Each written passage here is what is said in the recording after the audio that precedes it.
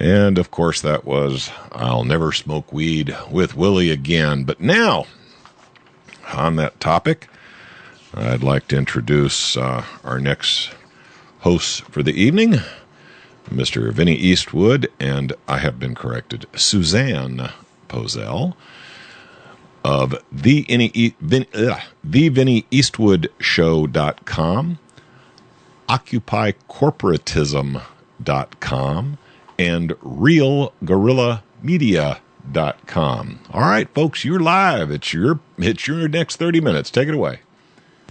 Hello, everyone. Hello, Vinny. Hi. I've been absent for quite some time. It's been nearly 2 months since I've been on a live broadcast. Wow. Okay. Well, let me hit you with something this is breaking information. We've all been talking about Cliven Bundy and the Bundy Ranch in Clark County in Nevada. And, whether or not you think that because he didn't pay his taxes, he's getting what he deserved, or whether or not it was his land to begin with, it was bequeathed over generations and generations, and he has the right to do so. There's something going on here that nobody is talking about. And I stayed up till 3 a.m. putting this together. It's on OccupyCorporatism.com. It's a viral article. It's been so all day. And considering that there are new developments with the story every single minute, last that I checked with the actual Facebook pages for the movement, they were able to get their cattle. The BLM had backed off, and they wanted to make clear that there were a lot of misinformation in the way that it was covered, not only in mainstream but also alternative. Their cell phone connections or towers were never down, and there were never shots fired. It was also immediately reported that because the BLM stood down, that it was all over and there was a victory. Cliven Bundy came out to say that that's not true. He hadn't spoken to the sheriff, and to my knowledge at this point he still has not spoken to the sheriff. And the Sheriff Gillespie in Clark County, I looked that man up and I thought it was very interesting. 2 years ago he was put to the ethics board because some of his his campaign contributions came from corporations, and it was questionable. And the ethics board found that there was no violation of ethics laws in the state of Nevada. But it is very interesting. I looked up the actual document from the ethics board, their review, and it was very interesting. They did admit that there were 2 corporations that they saw that they thought were very interesting addition to his campaign donations. However, they found that it was not a violation. The reason why I'm talking about this is because we elect our sheriffs here in the United States.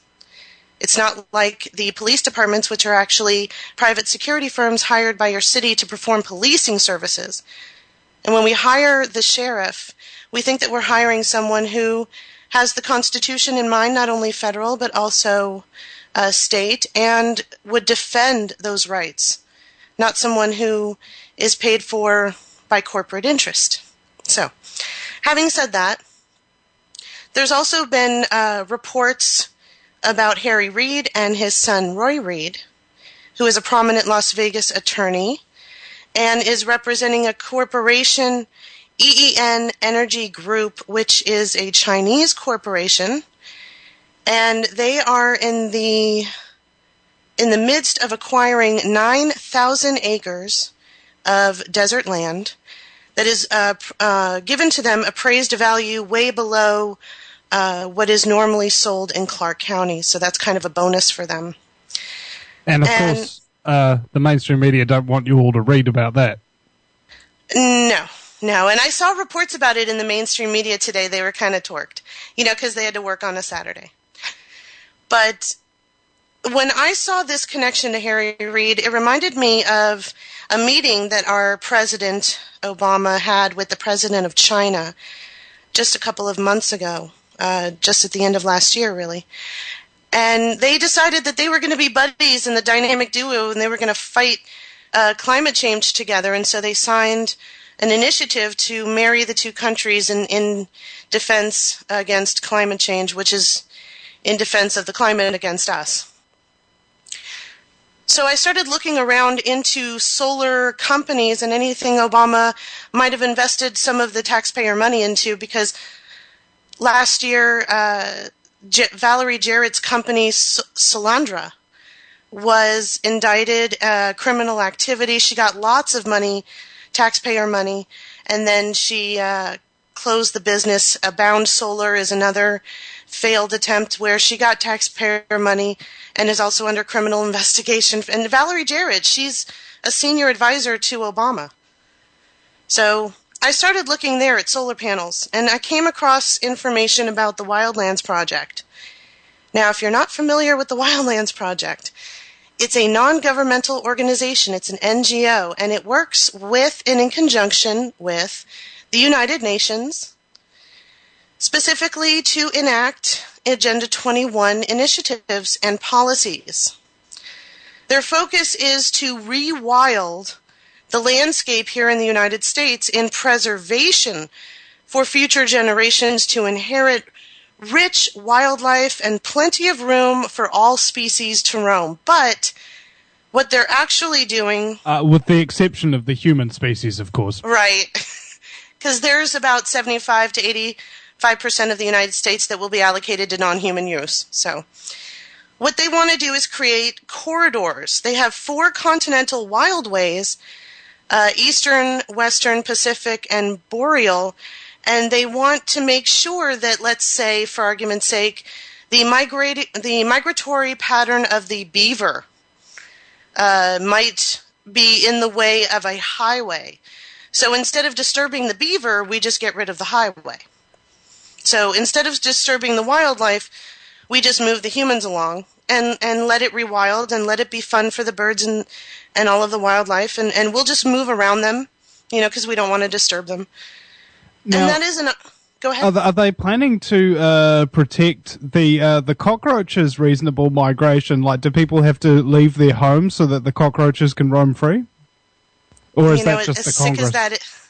As sick as stupid as that is, that's probably got a large amount of accuracy to it. Like the American cockroach is going to be a protected species under Agenda 21?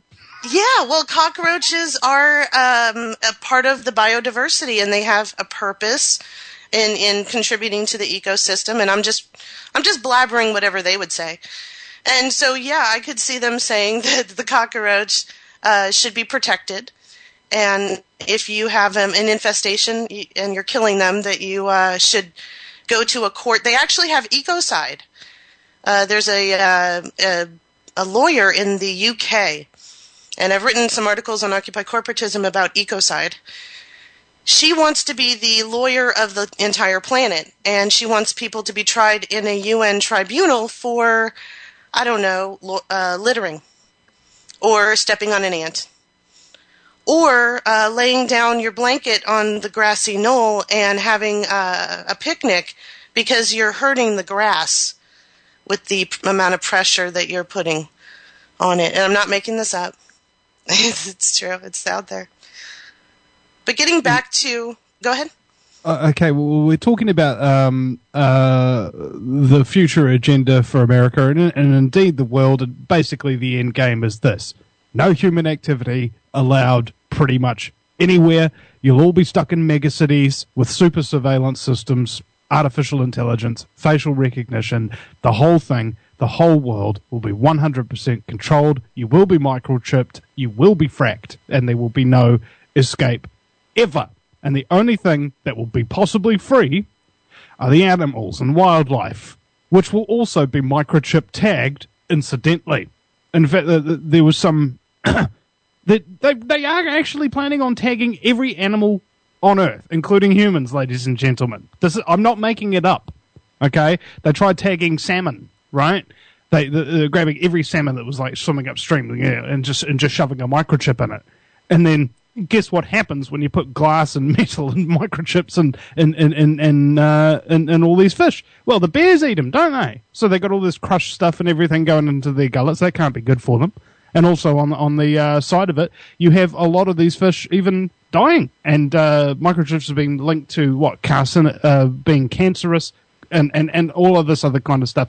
It's really nasty. Can I ask you exactly what way is this Bundy Ranch debacle actually tying into this? I mean, I've seen the video of the cops being pushed away by the protesters, more or less, a little bit of a violent stoush there, and thank goodness the protesters had cameras and what have you. This is the great thing about American protesting nowadays, don't you think? You know? I mean, it's not like back in the 60s where you got one camera covering Martin Luther King speaking. No, absolutely. It's a good thing. You know, the technology it's in itself is innocuous. It doesn't care. How we use the technology is up to us. And if we want to use it to our benefit, then start filming. There's an initiative in Portland, Oregon, Film the Police. And I know the gentleman who started it. He started a couple of years ago. Every time, any citizen, you don't even have to be involved. You could just be walking down the street. If you see someone pulled over, get out your smartphone and start filming it. And if everybody starts filming the cops, then they're going to have a hard time doing these things because it'll be on camera and it'll be on YouTube before they even get that guy to the precinct and book him. But getting back to the Bundy Ranch, this is Agenda 21, okay? And what I'm going to tell you is absolutely true. It's factual. You can go look it up. I have links in my article on Occupy Corporatism. What is happening has nothing to do. Okay, the gentleman did not pay his taxes for 21 years. Okay? And whether or not you agree with the government, you have to pay your taxes, you have to pay your fees, and if you don't, well, this is what you get. Or he was awarded an agreement that goes back generations, and therefore the state, he would happy to pay the state but doesn't want to pay the federal government, which I completely understand, because the state is supposed to be the ones who own this land. But listen to this. 4 years ago, the Obama administration reversed a policy enacted by former President George W. Bush, which released millions of underdeveloped acres of land to be allocated to federal wilderness protection programs. Okay? The then Secretary of the Interior, Ken Salazar, commented that this reversal was the right thing to do because, frankly, the other way should have never happened. And here's what that caused. With the assistance of environmental groups lobbying for the restoration of wilderness areas for protection, the Obama administration began reviewing an estimated 220 million acres for the Bureau of Land Management to assert oversight for and under nomination toward wildlands protected areas. What does that mean? It is the BLM's job. It's the BLM's job to police and make sure that not only the designated areas that are wildlands under this new program maintain that way, but that if there is an altercation or something, they are the policemen who are called on the scene for the interest of the Wildlands Project. So it's a non-governmental organization that has its own private army, pretty much. Yes. Now, the BLM is a foreign entity, okay? They are not a government organization. It's just like the police officers that I mentioned earlier. They're not cops. You got to get that out of your head. They are private security officers hired by the city to perform policing services. They are not policemen. They are not cops. They're private security guards hired by your city to protect corporate interest. And here's where it gets really, really cool. These areas that are allocated for wildland, they are assisting public, they are doing this, the BLM is designating these wildland areas with the assistance of public planning process. Folks, that's the same thing. That's Agenda 21. That's the same thing that Rosa Corey talks about. When you go into these meetings in your city council and these ICLEI NGOs are in there talking about how great it's going to be, they're going to turn your city into an Agenda 21 megacity. The public planning process is the way by which they're doing it. They're doing it through the city council. They're doing it at the local level. The same thing that's happening with Agenda 21 implementation. And they're doing this because they wanted to have multiple 220 million so far acres of land in this United States that is allocated for non-human use on the basis, let's say, the desert turtle. That seems to be the BLM's argument with the Bundys. Their cattle is disturbing the turtles. Now, what's interesting is that they're talking about non-human use, but there's actually clauses there where if you've got specific, like basically if you're one of the elite, more or less, and you want to go hunting and what have you, you'll be allowed in, right? Because you got the security clearance. Does that mean that the elite are just not human? Because they're in an area for non-human, They are trying to create a positonic neural net, and they are closer. I wrote an article about that this week. You want to check that out. That's nutty stuff. But here's the incredible thing. The ranchers started complaining that this scheme was enacted to destroy their rural communities. And then leaked documents were put out about the Obama administration choosing 14 sites in 9 states for presidential monument declarations to be allocated to the Wildlands Project. Areas for this special designation includes Colorado, Utah, New Mexico, California, Arizona, Oregon, Washington State, and Nevada. Folks, it's not an argument about who owns the land. It's an argument about, does he have the right to be on the UN's property? Because Obama already gave it to them. Who else is covering this element here? I've not seen any of the. Bear in mind, I haven't researched into the Bundy Ranch thing and looked at a large amount of sources, but it looks like it's just a protest to help a wealthy cattle rancher remain wealthy, and a chance for provocateurs to stir up some kind of thing to give them to give the establishment an even greater excuse to use force against the American people. Well, I thought it was interesting that yesterday when I was going through the news, Cliven Bundy came out and said that before recent events, the dealings that he had with the BLM were never violent, and there was never an instance where any altercation occurred. So I thought that was very, very interesting. What we're talking about here with this, there are reports now, and they are absolutely true. Harry Reid, one of his senior advisors, is now the director of the BLM, okay? And his son, Harry Reid's son, Rory, is a prominent lawyer in Las Vegas, and he is signing a $5 billion with a B dollar deal with the state of Nevada to allocate public land for the use of this Chinese solar corporation. Yes, that is absolutely true. But listen, folks, several years ago, Obama gave that land away to the Wildlands Project. Okay?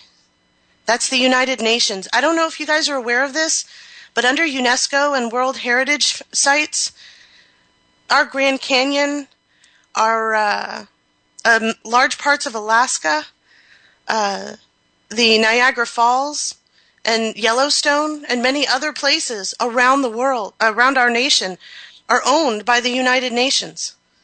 It's owned by the United Nations. We don't even own our most beautiful, precious areas of undeveloped land.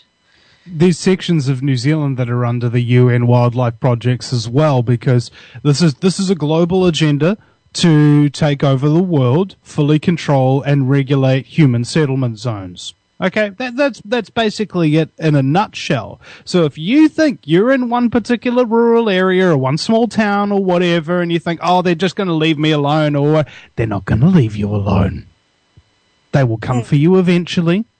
All of us will be slaves in these mega cities. I kid you not, unless it can be stopped. And it can be, provided people don't get depressed and sit back and think, oh, there's nothing I can do about it. If you sit back and you do nothing, believing that there's nothing you can do about it, instead of actually going up and doing something, anything, you will not be successful. You won't accomplish anything. I mean, this is the point, I think, behind the entirety of the revitalization of the truth movement, is to recognize what kind of power you have when you choose to not do nothing. That in and of itself is probably one of the most important elements. Yes, we have to do something. But we also have to pay attention to who is really our enemy. I don't like Harry Reid either, okay? But he's not the guy that we need to focus on. Yes, he's doing a dirty deal with public land with the Chinese government, with the Chinese corporation. I apologize, not the government. Yes, that is true. But in the Wildlands Project, it states that corporations are able to use public land if they are creating, like this energy corporation wants to, a solar power plant. And just in 2013, Obama told the Chinese government, hey, you're producing solar panels at a cheaper price than we can. Stop that. And they said, no, if we can produce it and sell it for 10 cents less than you, we're going to do it. And we can and we will. And so Obama started talking with the Taiwanese government, because that's where all of the stuff is manufactured. And then, I don't know, gee, isn't it interesting that there's a revolution happening in Taiwan? I don't know, folks. I'm just a farmer planting seeds. I'm hoping something will grow. Okay, well, I think we're coming to the end of the broadcast now. So, as Gary would say, it's time for our bit of shameless self-promotion. But just before we do that, I mean, conclusions here, Susanne. How should people be looking at and analyzing this Bundy Ranch debacle, and indeed the people that are involved in propagating its story? This is not over. And after there is a winning of this battle, it is not over, because the land belongs to the Wildlands Project, which is the United Nations. So they're going to be forced off the land eventually. We cannot react emotionally to any of these situations. We have to think about things logically. We can't answer it with violence, because that's not going to work. But I'll give you something that did work. In 2013, because Americans are broke, $3 trillion came out of the global economy, and the IMF was complaining that that was starting to hurt, and if it was a trend, it would really disturb the global economy. So guess what, folks? If we did that because we're broke, what could we do if we actually decide to do it consciously and quadruple that amount out of the global economy? We have more power than we realize. And I want you guys to realize that this is just a symptom. And what's happening to the Bundys is terrible, but it's a symptom of a larger problem. And that needs to be recognized. It's not Harry Reid. It's not even Obama. He's just laying down the pathway. It's the United Nations. We need to get Agenda 21 policies out of this country and restore us to a constitutional republic. And of course, that is not the only country that we should be trying to free from Agenda 21. So, I'm Vinny Eastwood from the VinnyEastwoodShow.com. Is Vinny with a Y, because it's the most important question, and Eastwood as in go ahead, make my news. I've been kind of off air for the last 2 months, but I'm getting back into it now, I suppose. You know, may as well. Just been kind of emotionally distressed from all the interviewing all of the really damaged and people that are around this world, trying to expose scumbaggery and being victims of it in many cases. It's actually quite an emotionally draining job. And Susanne Posel as well at OccupyCorporatism.com, the USIndependent.com, and our tandem website, RealGuerrillaMedia.com. Don't accept any imitations. All right. And other than that, do we have any final statements, or is our time up there, Gary? I can give you another minute if you wanna do a quick summary. I mean, frankly, what you were presenting on this Bundy thing was a slightly different take than I've heard on it. Although you seem to hit the high points. I mean, I'm sure this guy Bundy, if you look real close, he's no angel, or any of us really. But you know, there is more than 100 years of history of ranchers in that part of the country being able to use federal land to graze their cattle. Before the cattle were there, the buffalo was there. Okay, we killed off all the buffalo and we replaced them with cattle because we find cattle more tasty than buffalo. So, my point is, what's the big deal? Why can't these guys run their cattle on that land? In the past, it supported herds of buffalo. What is the big deal? Why can't they run their cattle on this land? And I think you answered quite nicely. They're out to attack our food supplies, it appears. Absolutely, yeah. He's a bit large producer, and like he was saying at a town hall meeting, his job is to feed everyone in Clark County. So, and he takes that seriously, and like you mentioned, since the 1870s, his family was given permission to do so, to use that land. So. Well, it does seem like the issue of the day. What I'm afraid is going to happen is, of course, the federales are going to back off because, of course, there's been a lot of people show up in support of this guy, and now that the federales have backed off for the moment, or at least stepped back for the moment, as soon as all the attention dies down, they'll be back. Well, that's the thing. The land is owned. It was given by Obama to the Wildlands Project. So they will be back. It's not over. And the problem is not saving necessarily the Bundy family from this crisis.